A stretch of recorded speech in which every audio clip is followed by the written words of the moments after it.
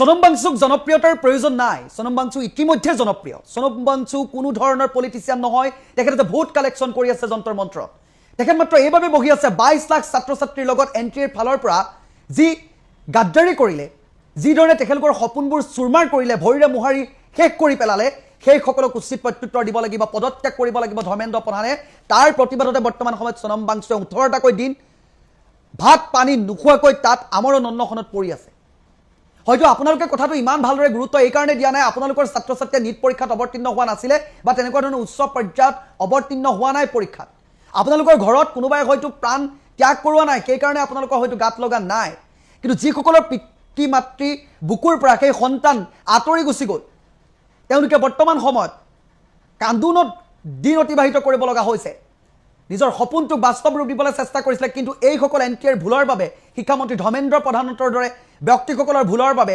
আমাৰ সাধাৰণ যে ছাত্ৰ ছাত্ৰীসকলে বৰ্তমান দিগবিদিক হেৰুৱাইছে ইয়াৰ ন্যায়ৰ বাবে বৰ্তমান সময়ত সোনম বাংচু তাত বহি আছে কোনো ধৰণৰ ভোট কালেকশ্যন কৰিবলৈ তাত বহি থকা নাই আপুনি হয়তো বেলেগ বেলেগ দৃষ্টিৰে চাব পাৰে কোনোবাই হয়তো ভাবিব পাৰে পলিটিকেল এজেণ্ডা ফলো কৰি বহি আছে কোনোবাই বেলেগ ধৰণে ভাবিব পাৰে কিন্তু আপোনালোকে ভাবক নুখুৱা নুবুৱাকৈ মানুহ এজন ডক্টৰে কৈছে যে স্বাস্থ্যৰ অতিকৈ অৱনতি ঘটিছে আপোনালোকে সমালোচনা কৰক কিন্তু সমালোচনা কৰাৰ বিষয়বোৰ সমালোচনাৰ যোগ্য হ'ব লাগে কিন্তু এই সোনম বাংচু ডাঙৰীয়াক আপোনালোকে যি ধৰণে চাইছে এই বিষয়বস্তু কিন্তু বৰ্তমান সময়ত চোৱাটো অত্যন্ত ভুল কোনোবাই কৈ আছে সোনম বাংচু ডাঙৰীয়া ফচিলে কোনোবাই কৈছে ৰাজনৈতিক নেতাৰ পাল্লাত পৰিলে সৰ্ববৃহৎ গণতান্ত্ৰিক এখন দেশৰ এনেধৰণৰ চৰিত্ৰবোৰ শোভা নাপায় 59 বছৰীয়া এগৰাকী ব্যক্তি বৰ্তমান সময়ত যন্তৰ মন্ত্ৰত জীৱন মৰণৰ সৈতে যুঁজ দি 22 লাখ যুৱক যুৱতীৰ বাবে নিজৰ প্ৰাণ উৎসৰ্গা কৰিবলৈ কুণ্ঠাবোধ নকৰি তাত কেৱল মাত্ৰ প্ৰতিবাদ কৰিছে সেই ব্যক্তিজনে বৰ্তমান সময়ত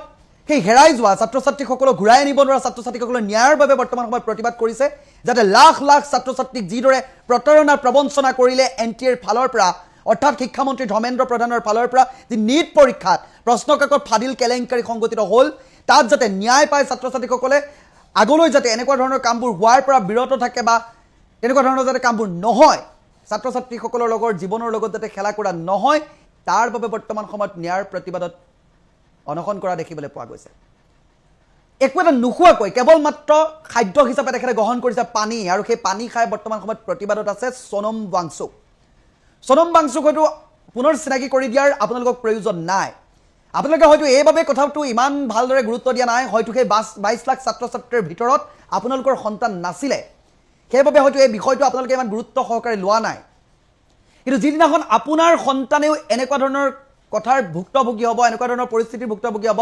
এতিয়া যদি আমি সোনম বাংচুক হেৰুৱাই দিওঁ তেতিয়া কিন্তু আপোনাৰ সন্তানৰ প্ৰতিবাদ কৰিবলৈ এনেকুৱা এজন বীৰ পুৰুষ ওলাই নাহিব সেইভাবে কৈছো আপুনি কেনেধৰণে আপুনি সোনম বাংচুক চাই সেইটো বেলেগ কথা কিন্তু বৰ্তমান সময়খিনি কেৱল মাত্ৰ আপুনি ছাত্ৰ ছাত্ৰীৰ ভৱিষ্যতৰ বাবে ছাত্ৰ ছাত্ৰীৰ অনাগত সময়খিনি যাতে সুৰক্ষিত হয় যাতে বাৰে বাৰে এনেধৰণৰ খেলাবোৰ ছাত্ৰ ছাত্ৰীৰ সৈতে সংগঠিত হ'ব নোৱাৰে তাৰ বাবে এইগৰাকী ব্যক্তিয়ে এইদৰে প্ৰতিবাদত বহিছে সাধাৰণ আমি যেতিয়া মাত্ৰ 2 মিনিট যেতিয়া লেট হয় তেতিয়া আমাক পৰীক্ষা হলত সোমোৱাৰ পৰা বিৰত ৰখা হয় আপুনি চেণ্টাৰত সোমাব নোৱাৰে আপোনাক ঠেলিয়াই গতিয়াই বাহিৰ কৰি দিয়া হয় কিন্তু যেতিয়া যিসকলে এই পৰীক্ষাসমূহ পাতাৰ যি গুৰি ধৰে তেখেতলোকে যেতিয়া পৰীক্ষাৰ এখন মাত্ৰ প্ৰশ্নকাকত ভালদৰে চম্ভালিব নোৱাৰে তেতিয়া প্ৰশ্নকাকত ফাদিল হয় তেতিয়া তেখেতলোকে কেৱল মাত্ৰ নিজৰ ফালৰ পৰা দায়হৰা মন্তব্য কৰে এনেধৰণৰ কথাবোৰ কিয় এই বছৰ বছৰ যে সেই ছাত্ৰ ছাত্ৰীসকলে সেই পৰীক্ষাটোৰ বাবে সৰ্বোচ্চ ত্যাগ কৰি কোনোবাই হাজিয়া কৰি কোনোবাই কিবা কৰি কষ্টে মষ্টে সেই বিষয়টো পাছ কৰিবৰ বাবে যে পঢ়া শুনা কৰিছিল তেখেতলোকৰ আশাত চেঁচা পানী ঢালি দিলে কিন্তু একদম সাধাৰণভাৱে এটা মন্তব্য কৰি দিলে যে প্ৰশ্নকাকত লিক হোৱা নাই যদিও হৈছিলে আমি পুনৰ অনুষ্ঠিত কৰিম কিন্তু এই ছাত্ৰ ছাত্ৰীসকলে যে এবাৰ গুচি যোৱা সময়খিনি এই যে আমাৰ মাজৰ পৰা গুচি গ'ল এনটিএ যিসকল নিট পৰীক্ষাৰ প্ৰশ্নকাকত ফাদিল হোৱাৰ পাছতে যি আকাংক্ষা নামৰ যিগৰাকী যুৱতী আমাৰ মাজৰ পৰা গুচি গ'ল সেই আকাংক্ষা ঘূৰাই দিব পাৰিবনে এনটিএ ফালৰ পৰা শিক্ষামন্ত্ৰী ধৰ্মেন্দ্ৰ প্ৰধানে আকাংক্ষা ঘূৰাই দিব পাৰিবনে পৰিয়ালক যিসকল ছাত্ৰ ছাত্ৰী ভৰসা নাইকিয়া হৈ গুচি গ'ল সেই ভৰসাসমূহ বৰ্তমান সময়ত ঘূৰাই দিব পাৰিবনে এইবোৰ কথাক লৈ বৰ্তমান সময়ত প্ৰতিবাদত বহি আছে সোনম বাংচুক আহি থকা 20 জুলাইটো অত্যন্ত গুৰুত্বপূৰ্ণ দিন হ'ব কাৰণ আহি থকা 20 জুলাইত যন্তৰ মন্তৰ পৰা দিল্লীৰ শীতকালীন অধিৱেশনৰ সেই অধিৱেশনস্থলীলৈ এক ৰেলী উলিওৱা হ'ব, শান্তিপূৰ্ণ ৰেলী উলিওৱা হ'ব। এই ৰেলীত তিনিটা ঘটনা সংঘটিত হ'ব। হয়তো সোনম ৱাংচুৰ লগত চৰকাৰী বিষয়ে কথা পাতিব, এই অনশন ভংগ কৰোৱাব। অন্যহাতে যি কক্ৰোচ জনতা পাৰ্টিৰ যিসকল যুৱক যুৱতীয়ে প্ৰতিবাদ কৰি আছে তেখেতলোকৰ লগত বিৰোধীয়ে সমৰ্থন দিব আৰু তীব্ৰ বাক বিতণ্ডাই হুলস্থুলীয়া পৰিস্থিতিৰ সৃষ্টি হ'ব আৰু এক দীঘলীয়া ৰেলী হ'ব। হয়তো 20 জুলাই আন এটা অনাকাংক্ষিত ঘটনাও সংঘটিত হ'ব পাৰে। সোনম ৱাংচু ইতিমধ্যে 18টা দিন একো নোখোৱা নোবোৱাকৈ থকা ব্যক্তিজনে হয়তো আমাৰ মাজৰ পৰা আৰু নাইকিয়া হৈ যাব পাৰে। ইতিহাসৰ পাতত লিখা আছে দুজনকৈ ব্যক্তিৰ নাম এনেকৈ আমৰণ অনশন কৰি আমাৰ মাজৰ পৰা বিদায় মাগিছিল। সেই ব্যক্তিসকলে ত্যাগ কৰিছিল। আৰু এটা কথা কৈছোঁ যে গণতান্ত্ৰিক এখন দেশত ৰাইজে যেতিয়া একত্ৰিত হয় তেতিয়াই এই শাসক পক্ষৰ যি মইমতালি কাৰবাৰবোৰ নাইকিয়া হৈ পৰে। অনাগত ভৱিষ্যতৰ বাবে সকলো ঐক্যবদ্ধ হোৱাটো অত্যন্ত প্ৰয়োজন। আপোনালোকক মই সেই ব্যক্তিকেইজনৰ কথা ক'ব বিচাৰিছোঁ যিসকলে আমাৰ বাবে বা সমাজখনৰ বাবে প্ৰাণ বিসৰ্জন দিছিলে। 1952 চনত প্ৰেটিছ ৰমুল নামৰ এজন ব্যক্তি 54 দিন খালী পেটে আছিলে আৰু তেখেত শেষত গৈ মৃত্যু হ'ল। ইয়াৰ পাছতে 18 মাৰ্চ 1974 জয় প্ৰকাশ নাৰায়ণ ডাঙৰীয়াও ছাত্ৰ ছাত্ৰীসকলক লগত লৈ তীব্ৰ প্ৰতিবাদ কৰিছিলে। শেষত তেখেতৰো মৃত্যু হ'ল। জি.ডি. আগৰৱাল IIT কানপুৰৰ তেখেতেও গংগাক বচাবলৈ প্ৰতিবাদ কৰিছিলে, অনশন কৰিছিলে, আমৰণ অনশন। তেখেতেও সেইদৰে মৃত্যু হ'ল। তেখেতৰ পাছত কিন্তু কোনো নাছিলে।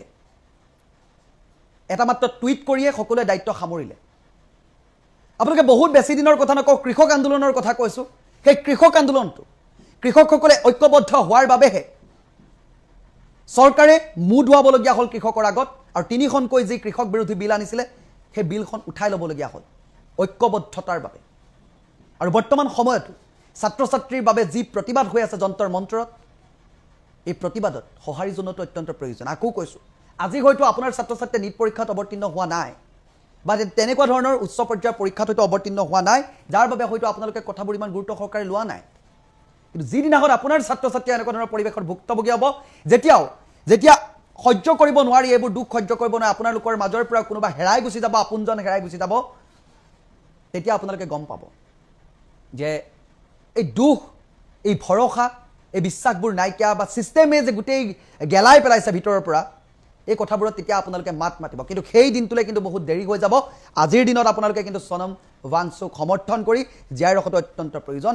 এই বীৰ পুৰুষজনক সোনম ৱাংচুক কোনোবা পলিটিচিয়ান নহয় যে ভোট কালেক্ট কৰি আছে, তাত নিৰ্বাচনত অৱতীৰ্ণ হ'ব ভোট কালেক্ট কৰিছে, তেনেকুৱা নহয়।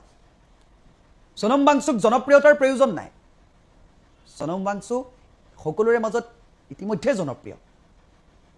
সোনম ৱাংচুক কেৱল মাত্ৰ বৰ্তমান সময়ত যন্তৰ মন্তৰত এই 18টা দিন নোখোৱা নোবোৱাকৈ আছে, কেৱল মাত্ৰ আপোনাৰ মোৰ দৰে বা অন্যান্য সন্তানসকলে যি নীট পৰীক্ষাত যি সমস্যাৰ সন্মুখীন হ'ল তাৰ বাবে যাতে অনাগত ভৱিষ্যতৰ প্ৰজন্মৰ লগত যাতে তেনেকুৱা ধৰণৰ খেলবোৰ নহয়, কোনোবাই এনেকুৱা কাম কৰিব লোৱাৰ আগতো যাতে কঁপনি উঠে। 7টা বছৰত যেতিয়া 70বাৰ পৰীক্ষাৰ প্ৰশ্ন কাকত লিক হ'ব, সেইবোৰ বিষয়ত আপোনালোকেতো মৌনব্ৰত পালন কৰা মানুহ বহুত দেখিছে। ছিষ্টেম সলনি কোনে কৰে? ছিষ্টেম সলনি জনতাই কৰে। গতিকে জনতাৰ লগত যেতিয়া বেয়া কৰিব, তেতিয়া জনতাই ওলাই আহিব লাগিব। আজি সোনম ৱাংচুক আমাৰ মাজত প্ৰয়োজন আছে। শাসক পক্ষও এটা দায়িত্ব আছে যে 18 দিনকৈ এজন ব্যক্তিক মৃত্যুৰ মুখলৈ তিলকৈ ঠেলি দিছে। কোনো ধৰণৰ চৰকাৰী পক্ষ আজিলৈকে কথা পতা নাই। কিয়? গণতান্ত্ৰিক দেশৰ এনেকুৱা এটা চৰিত্ৰ হোৱাটো জানো শুভ লক্ষণ? কোনেও কথা পতা নাই। সোনম ৱাংচুক যি দৃষ্টিকোণেৰে আপোনালোকে চাই বিষয়বস্তুবোৰ, সেইটো আপোনালোকৰ ব্যক্তিগত কথা। কিন্তু আপোনালোকক এটা কথা ক'লোঁ যে সকলোৰে বাবে, আমাৰ উঠি অহা প্ৰজন্মটোৰ বাবে, ভৱিষ্যত প্ৰজন্মটোৰ বাবে সুৰক্ষিত কৰিবৰ বাবে মাতটো মাতিবই লাগিব, ঐক্যবদ্ধ হ'ব লাগিব। ষ্টেণ্ড উইথ সোনম ৱাংচু। সকলোৱে তেখেত সহযোগ কৰক, তেখেতৰ প্ৰতিবাদটো সফল কৰক। আজি 18টা দিনতে আমাৰ বাবে ভাত পানী সকলো ত্যাগ কৰিছে, তেখেতক ৰেছপেক্ট কৰক।